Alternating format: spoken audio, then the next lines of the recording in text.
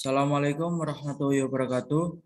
Perkenalkan, nama saya Muhammad Wafat Afdayani, NIM P137434121109.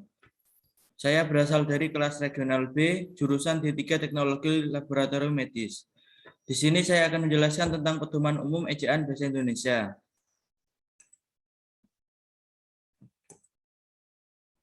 Berikut ini adalah daftar materi yang saya akan jelaskan. Yang pertama pemakaian huruf, yang kedua penulisan kata, yang ketiga pemakaian tanda baca. Yang pertama adalah pemakaian huruf. Huruf abjad. Huruf abjad adalah yang dipakai dalam ejaan bahasa Indonesia, terdiri atas 26 huruf. Contohnya adalah A, B, C, D, E, F, G, sampai Z. Yang kedua adalah huruf vokal. Huruf yang melambangkan vokal dalam bahasa Indonesia terdiri atas 5 huruf, yaitu A, E, I, O, U.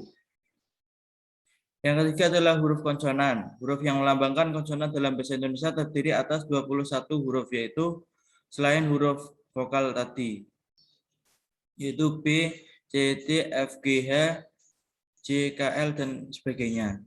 Yang keempat adalah huruf diftong. Di dalam bahasa Indonesia terdapat 4 diftong yang dilambangkan dengan gabungan huruf vokal AI, AU, EI, dan OI. Contohnya adalah pantai. Ada huruf vokal, ada huruf diftong AI. Contoh lain ada pantau, AU. Selanjutnya adalah gabungan huruf konsonan. Gabungan huruf konsonan yaitu gabungan dari huruf KH, NG, NY, dan SY. Masing-masing melambangkan satu bunyi konsonan. Contoh, nyamuk, NZ. Contoh lain, syarat, SY. Selanjutnya adalah huruf kapital. Huruf kapital ini memiliki banyak fungsi. Yang pertama dipakai sebagai huruf pertama awal kalimat. Yang kedua huruf dipakai sebagai huruf pertama unsur nama orang termasuk julukan. Selanjutnya dipakai sebagai huruf pertama setiap kata nama agama, kitab suci, dan Tuhan termasuk sebutan kata ganti. Yang keempat, huruf kapital dipakai sebagai huruf pertama unsur nama gelar kehormatan, keturunan, keagamaan, atau akademik yang diikuti nama orang, termasuk gelar akademik yang mengikuti nama orang.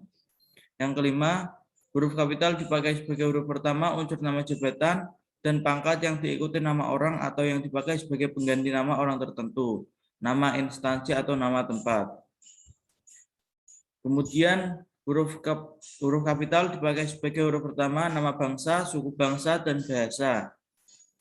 Selanjutnya huruf kapital dipakai sebagai huruf pertama nama tahun, bulan, hari, dan hari besar atau hari raya.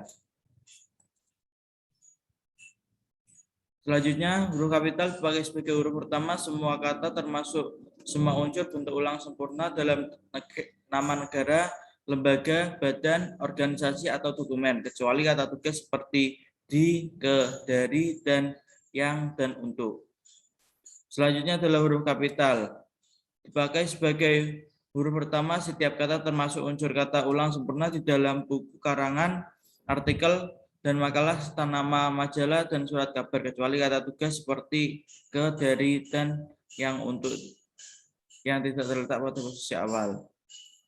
Yang ke-10, huruf kapital dipakai sebagai huruf pertama unsur singkatan nama gelar, pangkat, dan capaan. Contoh SH, sarjana hukum. Selanjutnya adalah huruf miring. Huruf miring dipakai untuk menuliskan judul buku, nama majalah, atau nama surat kabar yang dikutip dalam tulisan termasuk dalam daftar pustaka. Misalnya, saya sudah membaca buku Salah Asuhan karangan Abdul Muiz. Yang dicetak miring adalah asuhan. Salah asuhan itu adalah untuk menuliskan judul buku. Yang kedua adalah huruf miring dipakai sebagai menegaskan atau mengkhususkan huruf bagian kata atau kelompok kata dalam kalimat. Misalnya, huruf terakhir kata abad adalah AD. Yang ditekan penegasan adalah kata abad. Selanjutnya adalah huruf tebal. Huruf tebal dipakai untuk menegaskan bagian tulisan yang sudah ditulis miring. Misalnya, Huruf DH seperti pada kata Ramadan, tidak tepat dalam ejaan bahasa Indonesia. Yang di huruf tebal adalah Ramadan. Oke, next. Selanjutnya adalah penulisan kata. Yang pertama kata dasar. Kata dasar ditulis sebagai satu kesatuan. Misalnya kantor pajak penuh sesak. Yang kedua adalah kata berimbuhan. Imbuhan awal, sisipan akhiran, serta gabungan awalan dan akhiran ditulis serangkai dengan bentuk dasarnya. Misalnya berjalan, ini imbuhan awalan. Yang kedua bentuk terikat ditulis serangkai dengan kata yang mengikuti. Misalnya adi busana. Untuk serangkai tapi yang diimbuhi yang pertama adi. Contoh lain infrastruktur. Ini awalan. Contoh lain narapidana. Kemudian adalah bentuk ulang. Bentuk ulang ditulis dengan menggunakan tanda hubung strip di antara unsur-unsurnya. Misalnya anak-anak, biri-biri, buku-buku, cumi-cumi. Selanjutnya adalah D, gabungan kata. Yang pertama unsur gabungan kata yang lazim disebut kata maju termasuk istilah khusus ditulis terpisah. Misalnya duta besar, model linear, kambing hitam, persegi panjang. Yang kedua, gabungan kata yang dapat menimbulkan salah pengertian ditulis dengan membubuhkan tanda hubung strip di antara unsur-unsurnya. Anak, istri, pejabat. Selanjutnya, gabungan kata yang penulisannya terpisah tetap ditulis terpisah jika mendapat awalan atau akhiran. Misalnya bertepuk tangan. Ini ditulis terpisah. Kata asli tepuk tangan ditambahi ber. Selanjutnya adalah gabungan kata yang mendapat awalan dan akhiran sekaligus ditulis serangkai. Misalnya dilipat gandakan, menggaris bawahi. Selanjutnya gabungan kata yang sudah dipatu ditulis serangkai. Misalnya acap kali, hulu balang, radioaktif. Selanjutnya adalah pemenggalan kata. Yang pertama pemenggalan kata pada kata dasar dilakukan sebagai berikut. A. Jika di tengah kata terdapat huruf vokal yang berurutan, pemenggalan dilakukan di antara kedua huruf vokal itu. Misalnya bu a. Contoh lain main. B. Huruf ditong ai, au, ei, dan oi tidak dipenggal. Misalnya pandai, aula, saudara. C. Jika di tengah kata dasar terdapat huruf konsonan termasuk gabungan huruf konsonan di antara dua huruf vokal, pemenggalan dilakukan sebelum huruf konsonan itu. Contoh, bapak, lawan, dengan. D. Jika di tengah kata dasar terdapat dua huruf konsonan yang berurutan, pemenggalannya dilakukan di antara kedua huruf konsonan itu. Misalnya April, caplok. Jika di tengah kata dasar terdapat 3 huruf konsonan atau lebih yang masing-masing melambangkan satu bunyi, pemenggalan dilakukan di antara huruf konsonan yang misalnya yang pertama dan huruf konsonan yang kedua. Misalnya ultra, contoh lain infra, contoh lain bentrok. Selanjutnya adalah singkatan dan akronim. Yang pertama singkatan nama orang, gelar, sapaan, jabatan, atau pangkat diikuti dengan tanda titik pada setiap unsurnya, pada setiap unsur singkatan itu. Misalnya AH Nasution, maksudnya Abdul Haris Nasution. H. Hamid, Haji Hamid, maksudnya adalah itu. Yang kedua adalah singkatannya terdiri atas huruf awal setiap kata nama lembaga pemerintah dan ketatanegaraan, lembaga pendidikan, badan atau organisasi, serta nama dokumen resmi ditulis dengan huruf kapital tanpa tanda titik. Misalnya NKRI.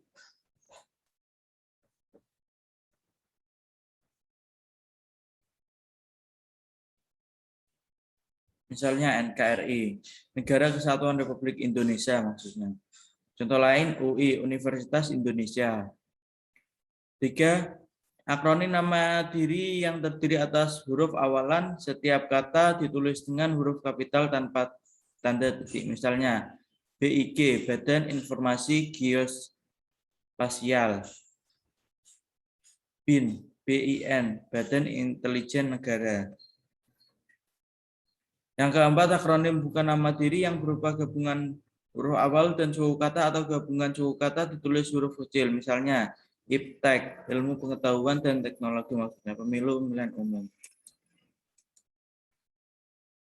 Selanjutnya adalah angka dan bilangan. Angka Arab atau angka Romawi lazim dipakai sebagai lambang bilangan atau nomor. Bilangan dalam teks yang dinyatakan dengan satu atau dua kata tulis yang dengan huruf kecuali jika dipakai secara berurutan seperti dalam perincian. Misalnya, mereka menonton drama itu sampai 3 kali.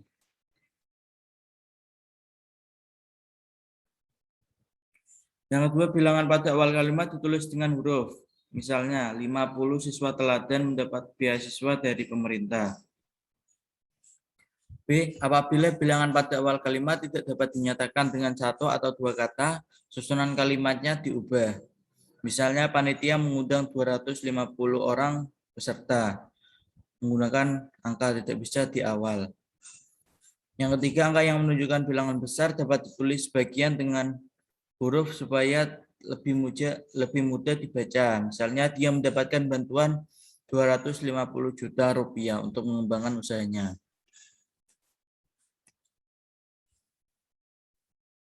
Selanjutnya adalah kata gantiku, kau, ku, mu, dannya.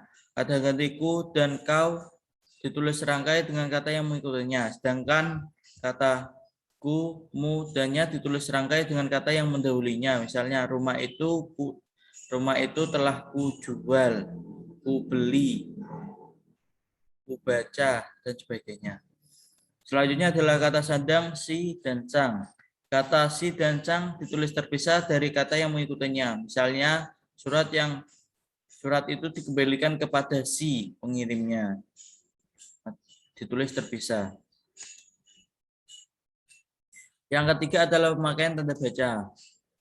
Yang pertama adalah titik. Titik mempunyai banyak fungsi. Yang pertama dipakai pada akhir kalimat pernyataan. Yang kedua dipakai di belakang angka atau huruf dalam suatu bagan. Yang ketiga, tanda titik dipakai memisahkan angka jam, menit, dan detik yang menunjukkan waktu yang berakhir. Misalnya, mereka duduk di sana, titik. Jika tidak ada titik, maka tidak bisa dikatakan sebuah kalimat yang lengkap. Contoh lain, Indonesia memiliki lebih dari 13.000 pulau, titik. Contoh lain, penulisan jam harus disertai dengan titik di belakang huruf angkanya. 01.35.20 jam. Selanjutnya adalah tanda koma. Yang pertama, tanda koma dipakai di antara unsur-unsur dalam pemerincian atau pembilangan. Yang kedua, dipakai sebelum kata penghubung seperti tetapi, melainkan, dan sedangkan. Yang ketiga, tanda koma dipakai untuk memisahkan anak kalimat yang mendahului induk kalimat. Yang keempat, tanda koma dipakai di belakang kata atau ungkapan penghubung antar kalimat seperti oleh karena itu, jadi, dengan demikian, sehubungan dengan itu, dan meskipun demikian.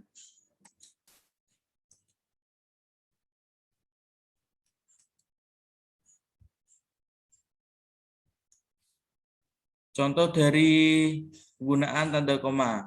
Telepon seluler, komputer, atau internet bukan barang asing lagi. Contoh lain, di mana saudara tinggal, tanya Pak Lurah.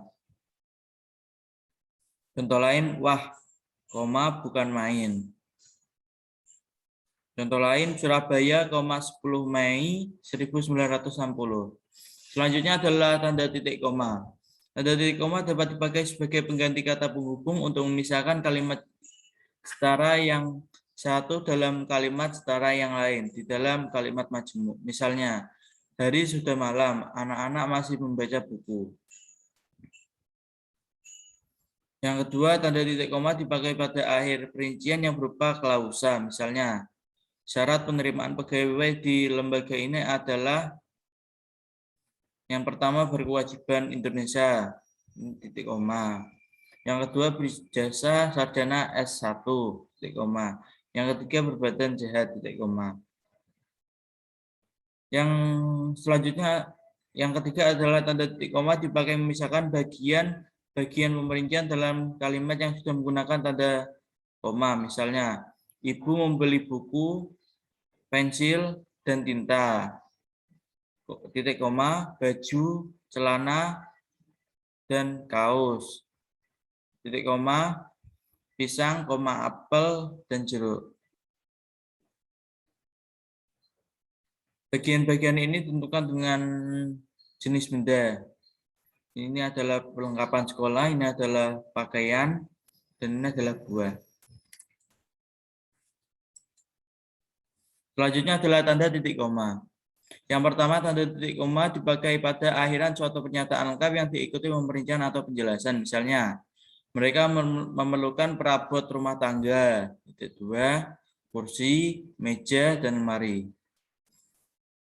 Yang kedua, tanda titik koma 2 tidak dipakai jika pemberian penjelasan itu merupakan pelengkap dari yang mengakhiri pernyataan. Misalnya, kita memerlukan kursi, meja, dan lemari. Yang ketiga, tanda titik 2 dipakai sesudah kata atau ungkapan yang memerlukan pemerincian. Misalnya, Ketua titik 2 Ahmad Wijaya, Sekretaris titik 2 Siti Aryani, Bendahara titik 2 Aulia Arimbi.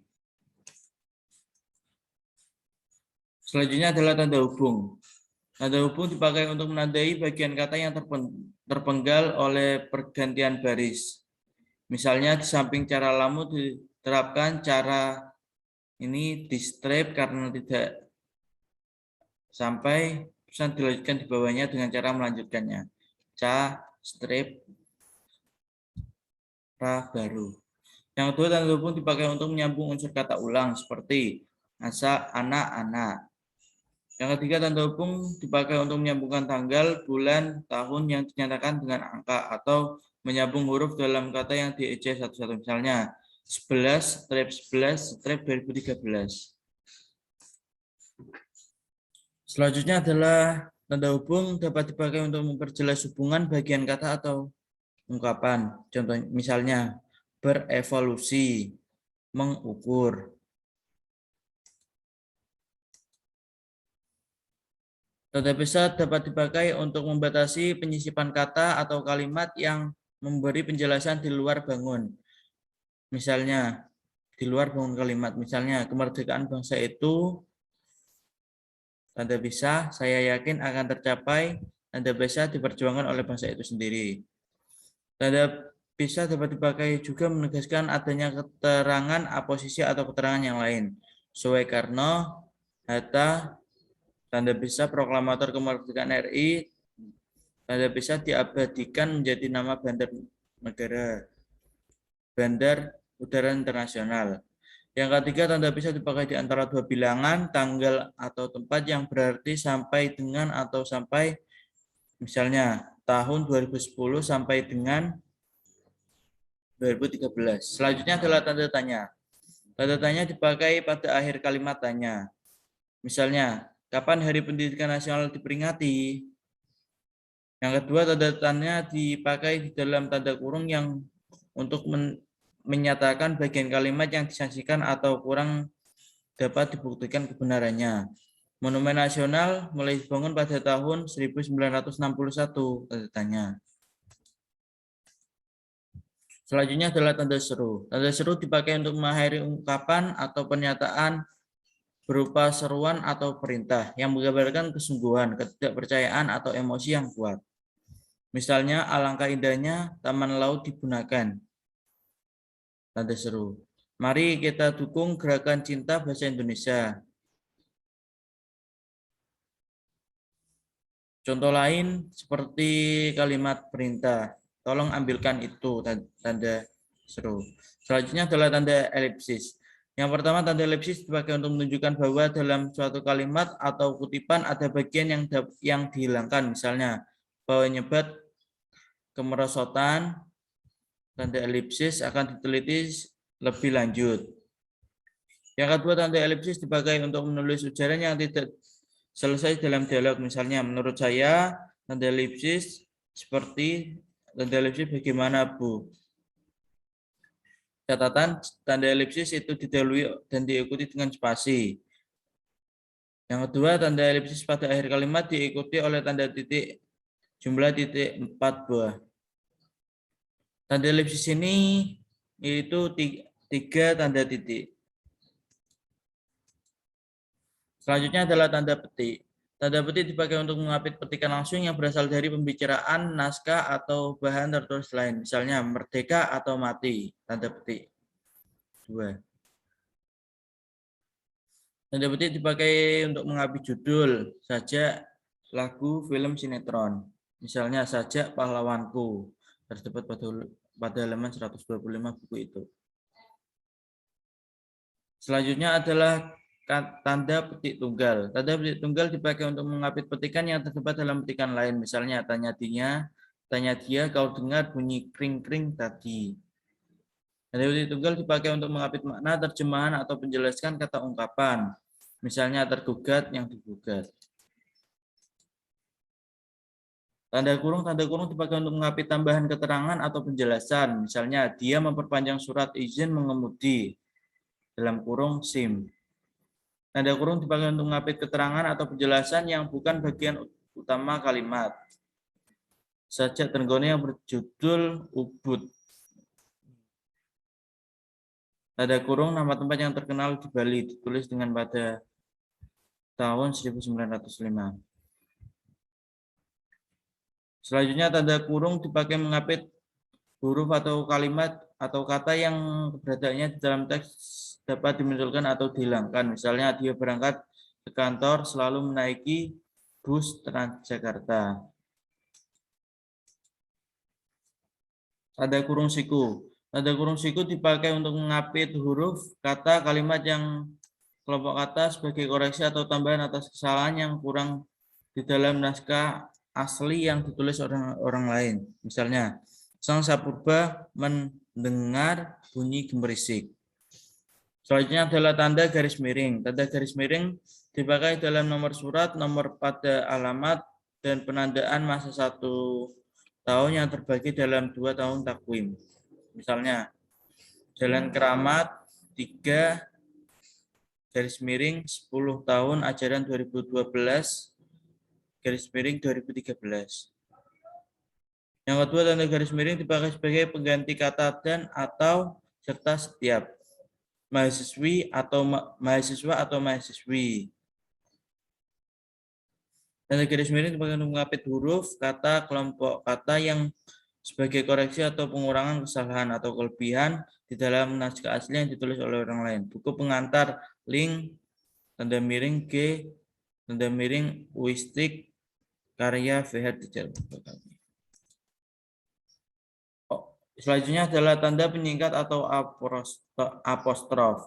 Tanda penyingkat dipakai untuk menunjukkan penghilangan bagian kata atau bagian angka tahun dalam konteks tertentu. Misalnya, dia, tanda penyingkat, kan kusurati, kan sama dengan akan. Mereka sudah datang, tanda penyingkat kan, maksudnya adalah kan sama dengan bukan. Malam lah, tiba lah sama dengan telah. 5 min 2 min 13 sama dengan 2013. Selanjutnya. Sekian penjelasan dari saya. Kurang lebihnya mohon dimaafkan. Terima kasih. Wassalamualaikum warahmatullahi wabarakatuh.